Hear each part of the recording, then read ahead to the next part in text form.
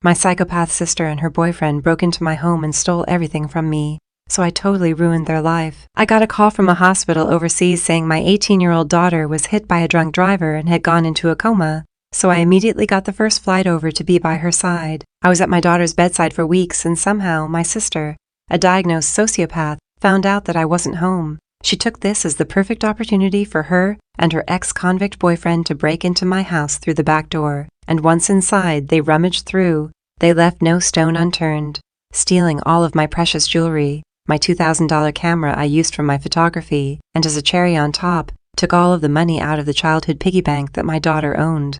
The day I flew back with my daughter, I noticed that things were missing. I walked throughout the house to find that whoever it was had rummaged through drawers in my closets. They took anything of value, jewelry, electronics, my cash. Nothing was off limits. I broke down crying. I'd already been put in dire financial straits, and now this. I checked the cameras to find out who it was, and when I saw it was my sister, I grabbed my phone to call the police. The thing about my sister, Sarah, was she was a nutcase to say the least. For some context, we were about 10 and 12. Our parents had left us alone for the evening, trusting that I could keep things under control. Sarah had a different idea. She'd found our dad's stash of fireworks in the garage for the 4th of July and was determined to set them off. It was September. She tried to convince me to join her, saying that it would be fun and that they wouldn't even know. I told her it was a bad idea, especially since Mom and Dad had left me in charge. I told her that we would get in a lot of trouble. Against my better judgment, I let her go to the garage and light the fireworks. I sat in the living room watching TV when I heard a loud boom come from the garage. I ran to the garage and saw as she was running towards me. Just one firework had multiple different fireworks bursting out of it. The smoke filled the garage. I snatched her in the house and slammed the garage door closed. We waited until the rest of the fireworks went off in the garage, not sure of the damage done. Sarah had a grin from ear to ear. She screamed that was totally wicked. Her fun was short-lived. The neighbors called our parents, who rushed home in a panic. I knew we were in for it, but before I could say anything, Sarah spoke up and said she was innocent, and it was all my idea. She claimed I made her do it. I stood there, stunned and speechless. Sarah's lies were so convincing that our parents believed her. I took the blame and was grounded for a month while Sarah got off with a stern warning. That's the kind of person she was, and still is. So when the police arrived, they took my statement and told me they would search for them. The next day I got a huge surprise as Sarah showed up at my door begging for forgiveness. She cried and grabbed my hand. She said that we were family and that she didn't mean for it to go this far. She always pulled this trick. She would act like she was so sorry when she was caught and promised that it would never happen again, but the same cycle would repeat, not even weeks later. I felt so betrayed and knew I couldn't let this slide, for some dumb reason. However, later that day when I was alone, I thought about forgiveness, and that if I refused to press charges against Sarah, she would truly understand. And so that's what I did. I let Sarah off the hook, but not Jake. Speaking of Jake, the police quickly arrested him, who had several outstanding warrants. The case went to court, and with the clear evidence against him, I won easily. Jake was sentenced to jail, and I hoped that would be the end of it. I thought that Sarah would appreciate what I did for her, and that this was the one time in her life she would actually understand how lucky she was not to have to face consequences. However, just like Christian who denounced his faith, I came to regret ever turning the other cheek. Sarah's anger and resentment towards me grew each day. She blamed me for Sake's imprisonment and vowed to make me pay. What started as petty online harassment soon escalated into a full-blown, one-sided war. One morning, I stepped out to get the newspaper and noticed my neighbors giving me strange looks. The woman who lived next door avoided eye contact and hurried back into her house. I shrugged it off until later that day when I received a call from another neighbor. He said that my sister had been going around calling the neighbors about me mistreating my daughter. He said that she was the one that had to help her while she was in the hospital, while I would leave the house to go be with men. She said I would often neglect her and ask her to come watch her at the hospital so I could have freedom. My neighbors all knew that my daughter was in the hospital because of the accident, and I thought they knew I was literally in a different country with her, but apparently not. I was stunned. Sarah's lies were ruining my reputation in the neighborhood. A few days later, my car was vandalized. The tires were slashed and the paint was scratched with curse words. I stood there staring at the damage. I couldn't decide if I felt angry or helpless. I knew it was Sarah, but without proof, there wasn't much I could do. The harassment continued. I started finding threatening notes left on my doorstep. The first one was simple but chilling. "You'll regret this." Each note that followed was more sinister and personal. "You can't hide." Another said, "You'll pay for your mistakes." I started to feel unsafe in my own home. I couldn't sleep. I constantly listened for any sign of Sarah in my house. The nights were the worst. Every creak in the house set me on edge. I installed security cameras and changed the locks, but I was still worried. One evening I heard a noise outside and rushed to the window. There I saw Sarah, her face twisted with anger. She was trying to smash the windows of my living room. I called the police immediately, but by the time they arrived, she was gone. Every day I feared what Sarah would do next. The police were sympathetic, but said their hands were tied without concrete evidence. All I could do was document everything and hope it would be enough to put a stop to her madness. Not only was she harassing me in my home, she would harass me outside my home. She would call me at all hours of the day, and since I didn't respond, she would leave nasty voicemails and text me threatening messages from a random phone number app. Sarah's harassment had reached a new height one night when she set a fire in my garage. The flames roared to life and started to consume my house. This lady was trying to unalive me. I woke up to the smell of smoke and the sound of sirens.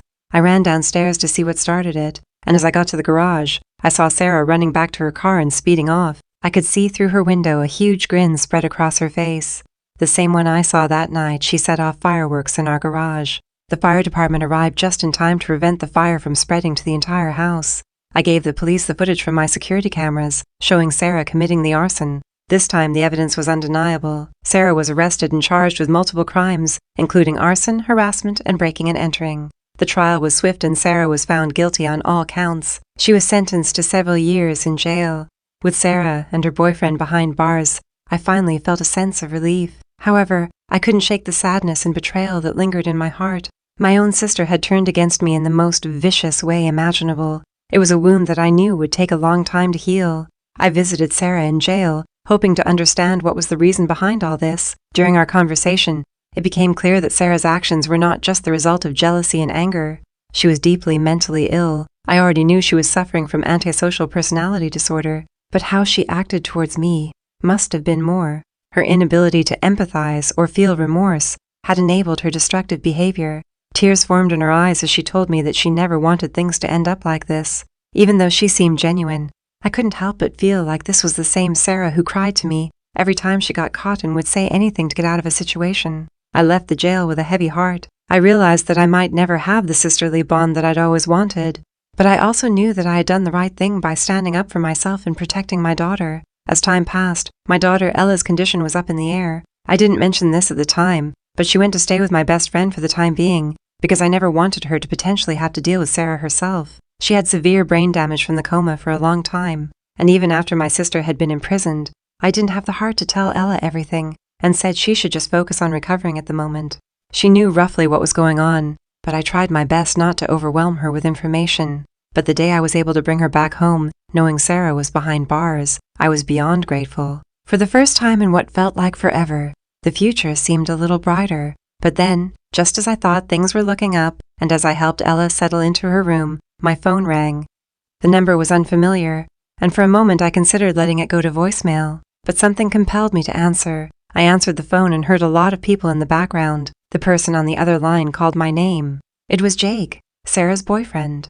A chill ran down my spine. I couldn't understand why he would be calling me. I asked him what he wanted, and he said that he needed to tell me something important about Sarah. He said that he knew from the beginning the plans she had for me. She said she'd been planning this for years. She wanted to ruin me, and he claimed he had proof. He then said that he could testify against her. But he needed something in return. He needed help with lowering his sentence. I knew then that he had been out of the loop for too long and he was trying to use me like a pawn. I told him she was already in jail and that his little plan to get out of jail faster wasn't going to work. He said that he could make sure that me and Ella would be safe from her forever with the evidence he had. We didn't have to deal with him or her anymore, and that conversation wasn't serving me.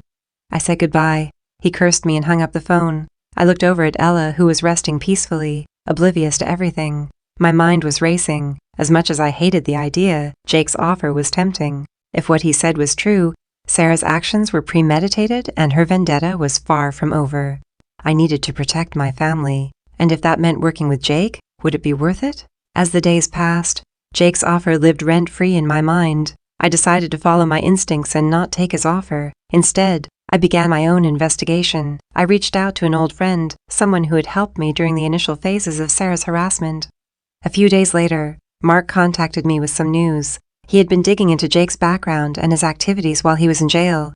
It turned out Jake had been involved in some shady dealings, even from behind bars. He had been manipulating the situation to his advantage and maintaining contact with some of his old associates. The evidence showed that he was trying to set me up. If I had taken his offer, I would have walked into a trap. A cold shiver ran down my spine as I realized the extent of Jake's intentions. He had been plotting to frame me for additional crimes that Sarah had planned. Even behind bars, they were a dangerous duo.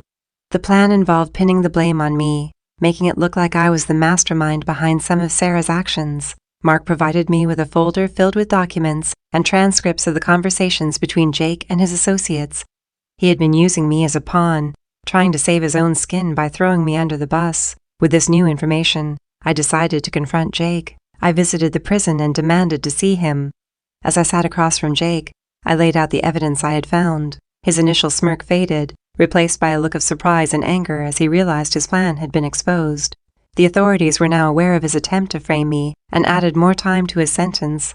The battle wasn't over, but I was more prepared than ever to face whatever came next. My focus now was on rebuilding my life and creating a safe environment for Ella. With Sarah and Jake incarcerated, life slowly began to return to normal, but the scars of the past events lingered.